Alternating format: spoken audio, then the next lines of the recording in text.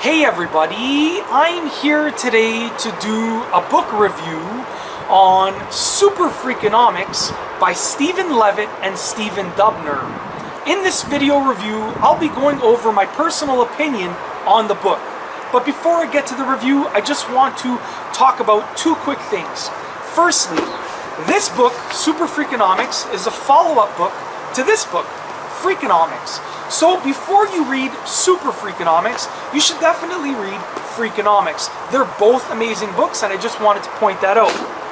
Secondly, if you'll notice right here, the cover is a little bit damaged and the pages are a little bit wrinkled.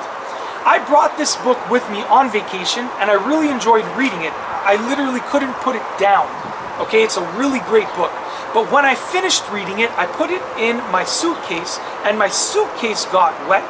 And that caused the book to get wet, which caused the front cover to get a little bit damaged and the pages to get a little bit wrinkled. And I just wanted to point that out to you just in case you noticed the little bit of damage to the book. Alright, let's get right to the review.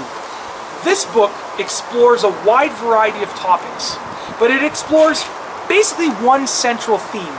Humans respond to incentives. Now, the reason that I liked reading this book is simply because I always thought that people always did things for a reason. And if you read through this book, you realize that that is very true. People do things for various reasons. And this book explores a wide variety of topics and why people do things for specific reasons. And it explores that through data and research. It's not the type of book that's just going to throw things at you without backing up the claims. This book proves it to you with data and research. If you're a person that really likes diving into things and exploring the hidden side of things and sort of the behind the scenes aspect of various topics, then this is definitely a book that you should read. Now, my favorite chapter is the part that is a chapter on very cheap and simple fixes. Because when you think about it, there are many things that have the cheapest and the most simple fixes. So people oftentimes think that in order to fix something, you have to have this very massive, complicated fix. But that is oftentimes not the case. Oftentimes, the fix for something can be super cheap and super simple that it's almost hard to believe. When you see the fix, you might be thinking, well, it's too cheap, it's too simple, that can't be right, that can't work. But truthfully, if you take a look in the book, at the chapter on cheap and simple fixes, you will realize that some of the best fixes were very cheap and very simple. Overall, it's an awesome book. It's a very good read. In my opinion, it's the perfect length. It's not too short, it's not too long, and I would highly recommend reading it.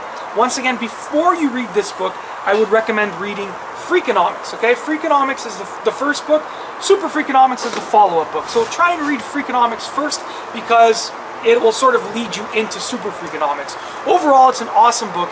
It's great for people whether they like economics or not, because it explores a variety of topics and it explores the economic aspect of a variety of topics. So whether you're a huge economics fan or not, you should definitely read this book. I am personally not a big economics fan, but I am a data-driven fan. I like reading about data and research, and I like diving into things head first and sort of really exploring things to the maximum degree. And if you're that type of person, then you should definitely read this book. And that's basically it. I hope that you have enjoyed this book review. And that's all I have for you today. Thanks for watching.